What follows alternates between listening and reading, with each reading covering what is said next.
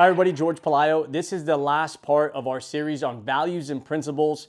Again, if you've watched all of them, you kind of know the concept, but if you haven't and you found this video first, we did a code of honor for our company, and we did an off-site event. It was absolutely amazing. We were there for 3 days at a private island called Jekyll Island off the coast of Georgia, and we wanted to create values and principles that would outlive us to go make our company something, an organization that could change the world in such a positive way. And if you want to build something big, it's going to be based on values. It's going to be based on character. It's going to be based on principles. And so we came up with the concept of 13 I statements, things that you personally will do, 13 we statements as to what we stand for, and then 13 never statements. And this is the last part of that series on things we will never do or we do not tolerate. And so hope you enjoy it. Hope you go watch the other ones. It's pretty long, it's pretty expanded, but if you're at a point in your life where you're trying to create a personal code of honor or an organization's code of honor, values and principles, or your family's code of honor, this could really be something that transforms your life. Hope you enjoy it. Point number 1, never abuse a position of power or your title. It's easy when people look up to you and you're extremely successful and you've been there for a long time and you hold a big title and everybody knows who you are and maybe your picture's everywhere and maybe you have this big position in the company for you to say, do you know who I am? Do you know what I've done? Do you know who you're talking to? That is an entitled attitude. We do not have that spirit as a company. So never abuse a position of power. Never take advantage of your power. If you do, by the way, that doesn't make you a big person, that makes you a small person. If you have to use your title or your position to influence people, you truly don't have influence. We believe in influencing people through personal example, through respect, through honest conversation, through processing issues, through modeling what you want other people to do by being that example. And there's in the corporate world, there's this is my title. This is what I've done. That's looking backwards. All right. Yes, I've lived through this. When you're coming up and you're trying to build an identity for yourself, you find your identity in your success sometimes. You find your identity in your income. You find your identity in your position. And I remember for this event, it was a custom invite. And I said, hey, I think I've done a lot for the company when we went to do our code of honor. And my CEO, my mentor, had a conversation. He says, hey, we're super grateful for what you've done. The company wouldn't be who it is without you. But the next phase of the company is going to require somebody in the game today.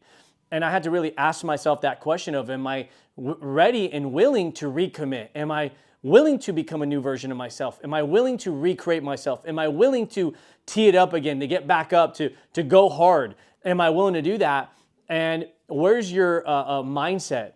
If you feel like you've done so much and that people should be grateful for you, right? While maybe you have done a lot and there is a level of gratitude, that doesn't mean that you're entitled to what's present today, that this has to be earned. And that ties back into the we philosophy that we believe in merit, that you should earn those things. And when you look at an organization or a business, it's what you do today. You can't say to your wife or to your husband, well, hey, I did this 10 years ago. It doesn't work. Well, hey, I said I love you like 5 years ago, or, I was a great parent 5 years ago. Like, it's what you do right now. And so that's a cultural thing as a company, that we don't care what your title is or your income or your position, that you could be a brand new person and you can have influence, or you could be the person that makes all the money, has all the title, and you have influence because you're leading today. So hopefully that challenges the perspective of the corporate world, but that's what it's really like in our business. Point number 2, never cheat, steal, or commit fraud. When you cheat, right, you break trust with people. When you steal, you want something that you haven't earned. And when you commit fraud, right, outside of breaking the law, which could have a legal consequence, right, you're breaking all trust with the company, with your team, with your client. And there's so many people that, because of character, right, that they're out of business today. Your character, I believe your character is the foundation. And if you're looking for the shortcut, right, you're going to be tempted to make short-term decisions. But if you're understanding that what you're building is really going to be something that becomes bigger than you, that it's going to be a big company, that it's going to be a big organization, that you're building it for the long term, If you really are clear on that, then you want to build something that's strong. You never want to be worried about what's in your past. Now, obviously, people have made mistakes and they're not perfect. And if you go back to the we have a concept where we believe in forgiveness and we believe in grace. You may make a mistake, but you also have to know that there's a consequence for making that mistake. But it's not acceptable. There's some companies where it doesn't matter how you win as long as you win. It doesn't matter how you sell as long as you sell. It doesn't matter how you make money. If you make a lot of money, it's totally okay. We're going to look the other way. We do not believe that as a company. And whatever is accepted at the top of the company, whatever is recognized is what the DNA of the business is going to be. And when you know that the company doesn't care about short-term profits over long-term character, then you're not going to be tempted. And also, you're not going to recognize the people that do those kinds of things. You want to recognize people that build it the right way on the right principles, the right values, and people need to know that there's a consequence, not just legally, but that the company doesn't stand for it as well. So hopefully that helps. If you don't have a standard in that and people don't know your standard, then they're going to think that maybe you just care about the outcome and you don't care about how it's done. You don't care about the process. People need to know you care about the process. Point number 3. Never compromise the company culture, reputation, and integrity. Culture takes a long time to build, and it's a lot of energy that goes into building a culture from a team or a company or a family. And there are people that will come in and they're just thinking about themselves, and they don't understand that their decisions affect the whole, right? When you think about reputation, maybe you're going to go do something that's illegal, and then all of a sudden that's going to be, hey, you know what? Look at what such and such did and such company did. And now you're jeopardizing the reputation of the company and everybody else, right, that's done everything right. That's why one bad person or one person that is going to do something illegal or is going to do something that is not reflective of the company standards and culture can ruin it for everybody else. So we're very quick to make sure that we call those things out, that we stop those things from happening, that we train on mistakes that people make before they make the mistakes so that we can avoid that, because our reputation matters to us. My reputation as a leader matters to me. My reputation as a business owner matters to me. My reputation as a husband matters to me. My reputation as a friend matters to me. And that's why we're so big on integrity, doing what's right when nobody is looking, regardless of who's there. Regardless of if anybody's going to know or find out. It's doing what's right because it's right.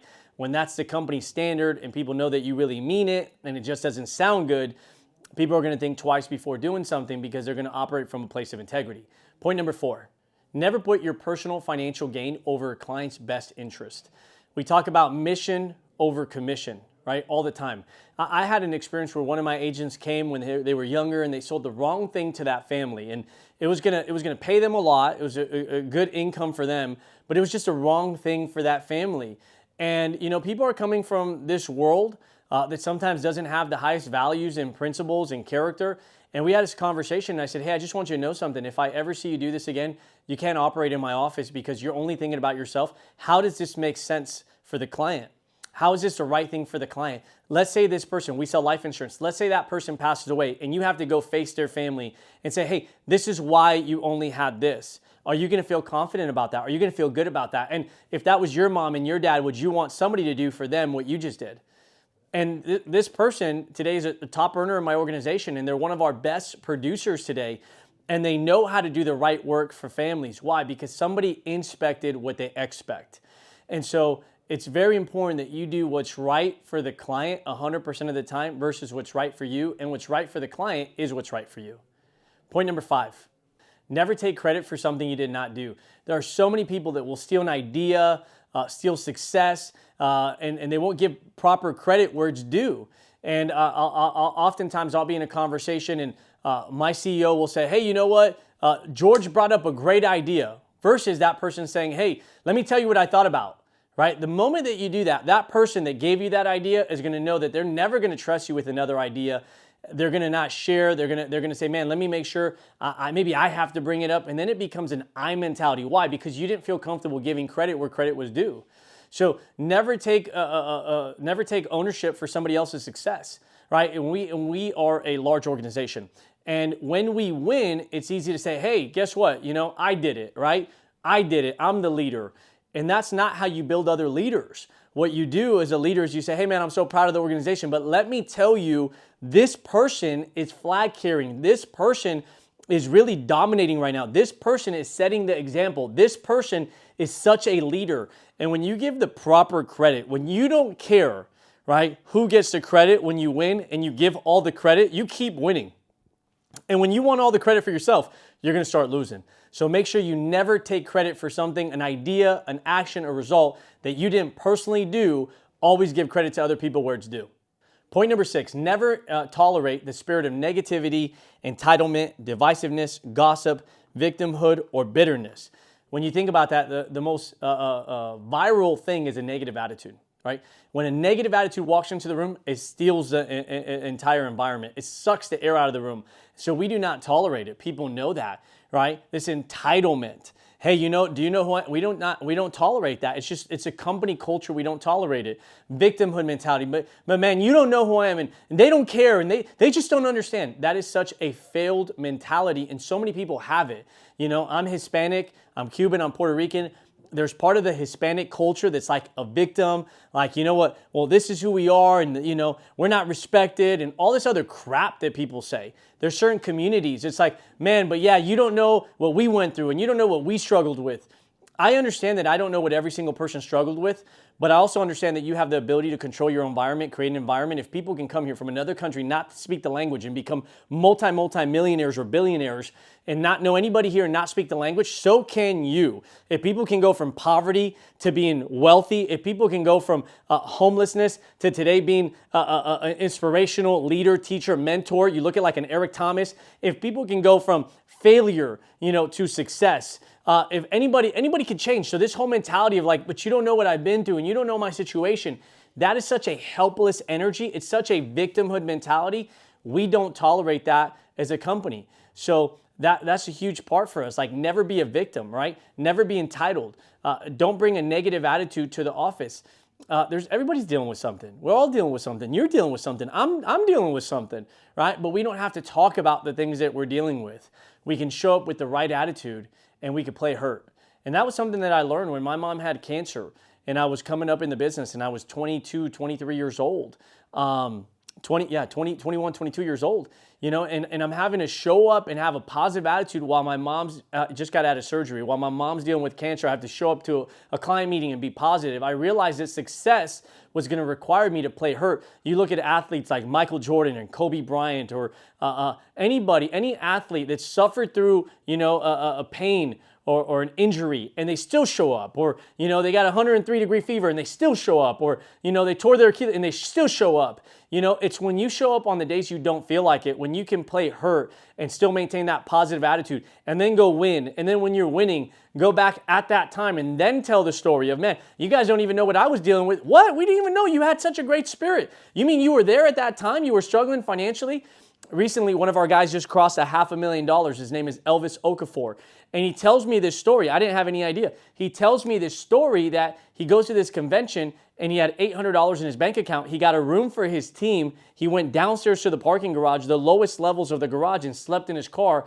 Every single day he was up early chanting positive attitude, positive spirit. Hey, I believe that we will win. I believe that we will win. And he was leading everybody and raising everybody's energy, and nobody knew that he slept in the car. But that's why the guys made $250,000, close to $250,000 the last 90 days.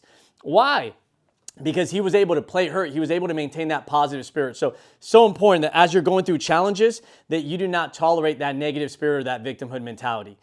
Let me give you point number 7. Never isolate or manipulate any associate away from the PHP culture. You may say, what do you mean by isolate or manipulate somebody away from the PHP culture? Well, hey, you know what? They just don't understand, So let's say you have somebody, they're not performing, and you're like, you know what? They just don't understand. And all of a sudden, instead of pushing back, like, hey, the company's great, man. The company has high standards. Hey, you know what? He's awesome, by the way. Your mentor, your coach, I know he challenged you right now and you didn't like the way he challenged you, but how many other people do you have challenging you? Versus that other person's like, yeah, I know. Did you see the way he said that? I don't really like the way she said that. I don't like the way he said that. Who do they think they are, right? And you start to manipulate this person so that maybe your own excuses, you have somebody else that's now making excuses, versus standing up for that higher standard or standing up for that leader. Or maybe you say, you know what, we're just going to do our thing. We're just going to do our thing. The company doesn't really care. The company doesn't really understand. When you build a big business, not everybody's going to be grateful. Not everybody's going to want to change. Change is painful. And so there may be times where somebody says, you know what, they do that as a company and to their organization. There's a concept called shielding and blaming, right? Where you shield your agents, you shield your people from other people that have higher standards than you, and then you blame somebody else for your lack of success, right? If they would provide us more support, if they were just better at processing, if they really, and it's just such a negative attitude, it doesn't help the company. And then guess what ends up happening? Your team, your organization is going to do the exact same thing to you because you introduce that excuse-itis and that negative attitude, and that negative spirit into your organization. Make sure you never do that. Take ownership and get better and support. Make sure you never do that. It's the fastest way to kill your organization. Point number 8. Never take advantage of any PHP associate by distributing products or services not approved or offered through the company. As we build large organizations, there are other people that will come in and they'll say, hey, you know what? I can make more money. We do insurance and investments. I've had people approach me to say, hey, why don't you sell this service, right, to your agents and you can make so much money because you have a big team.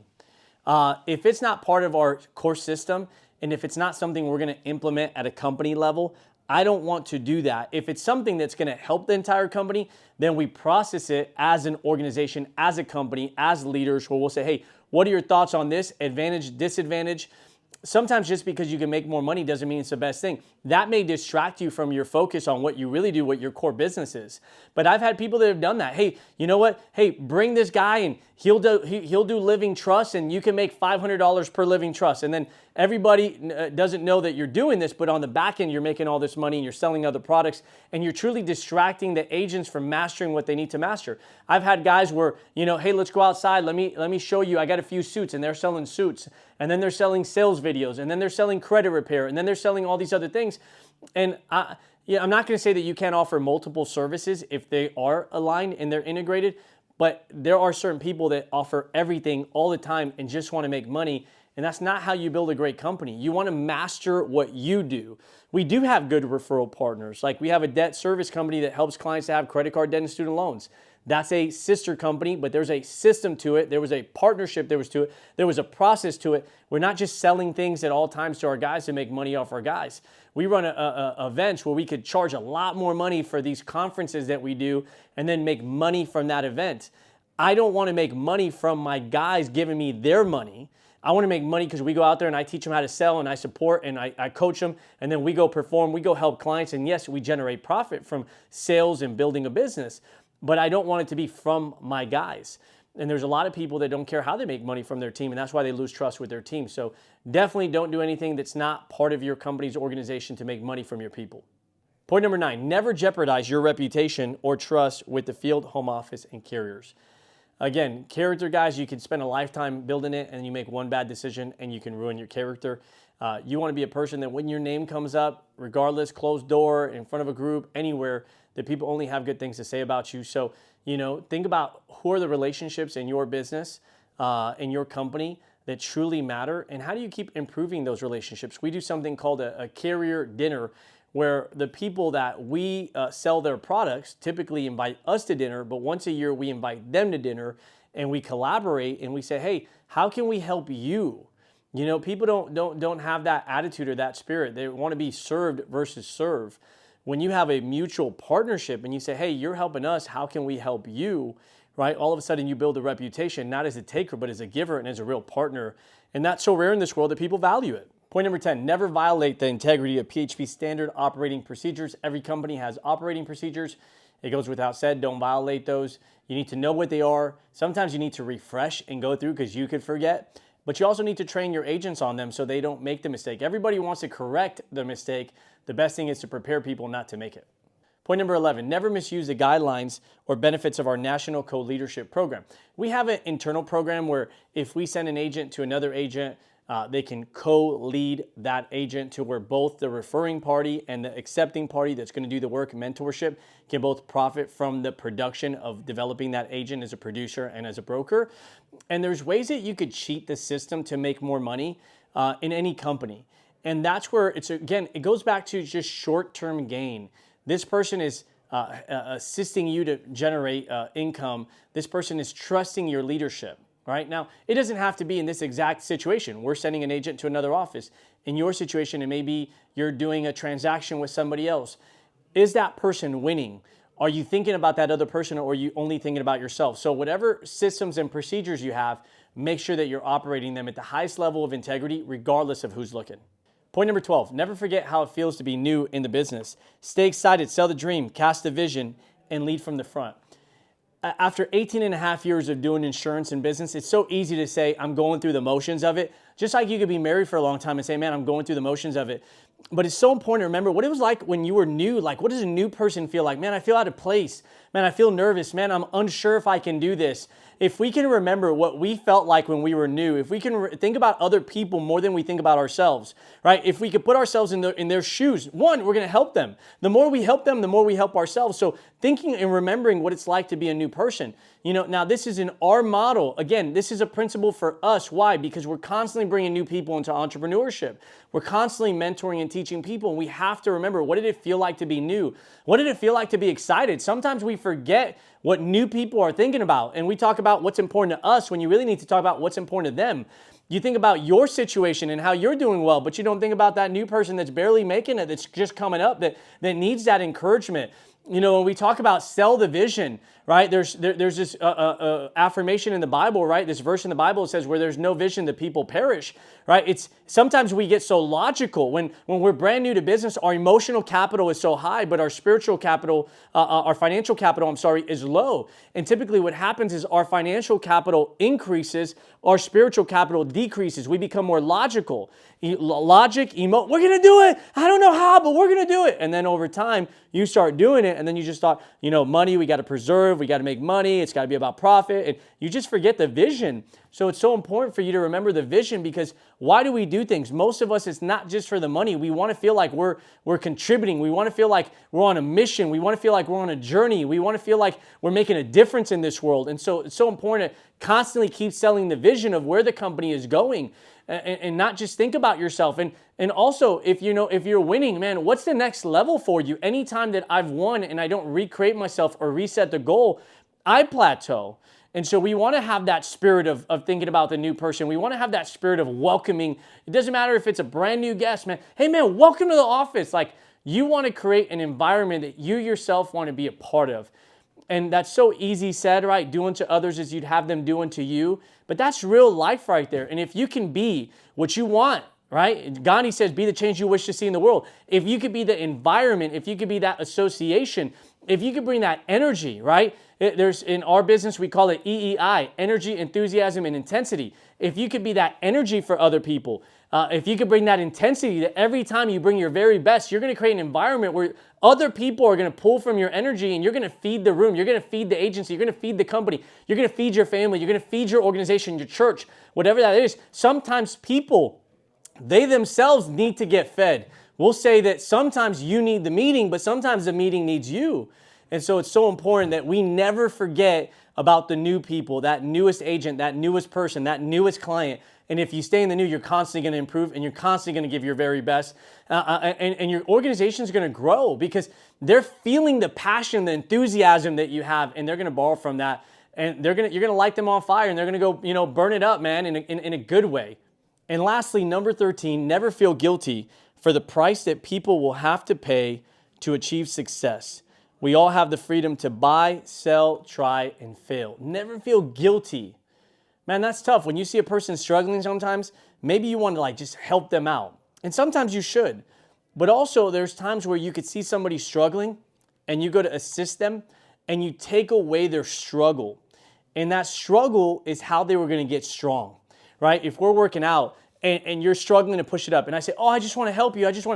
When I take away the pain, when I take away the weight, when I take away the struggle, I also take away the gains. I take away the growth. I take away that personal pride that you're going to have to say, man, you know what? Man, you don't know where I should. Man, you don't know what it was like. Man, you don't know how far I've come. You don't know how mentally tough I am, right? So you can't feel guilty for other people paying the price.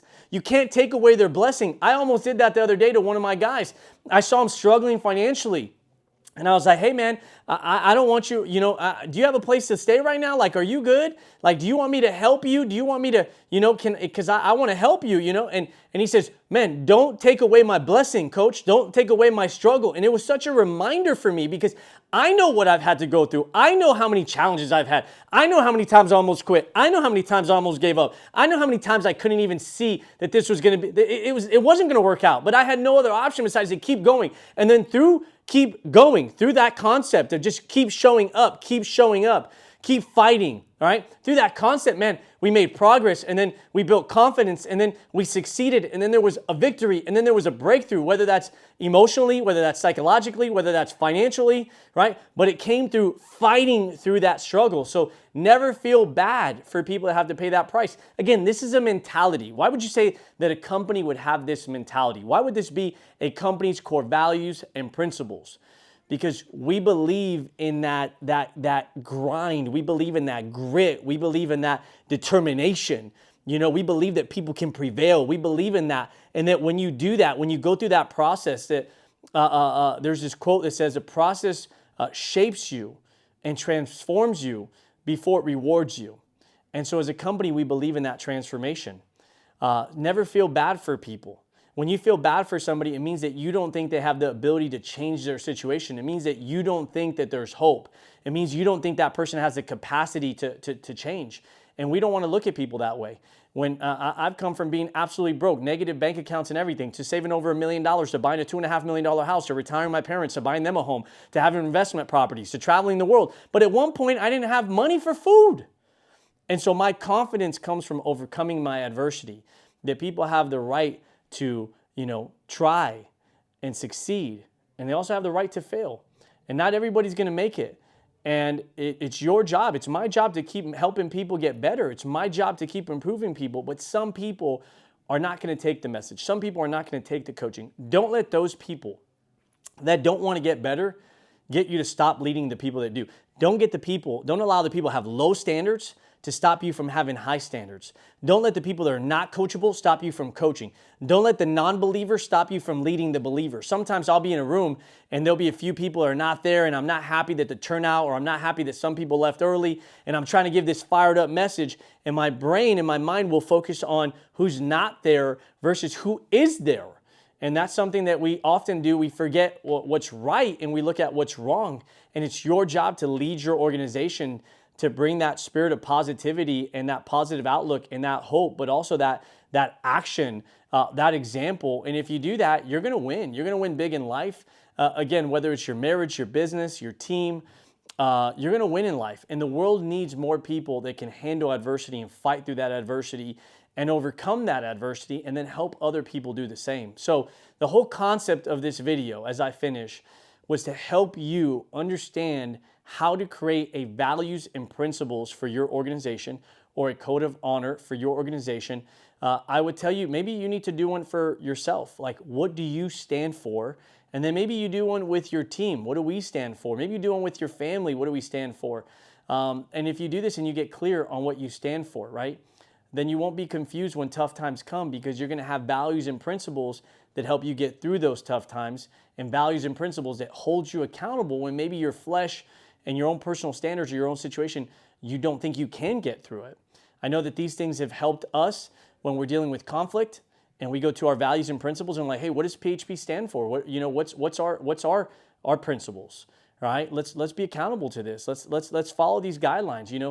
This was the 3 days of us sitting here and brainstorming of how we can create internal guidelines to build a company that one day could be a 100-year-old company. We wanted to create something that was going to outlive us, and the only way that can happen is with the right values and principles. Please let me know your takeaway. I hope this added value to your life. If you haven't seen the other 2 series, watch those, share those with people. And please, I would love your feedback. Take care, everybody. Bye-bye.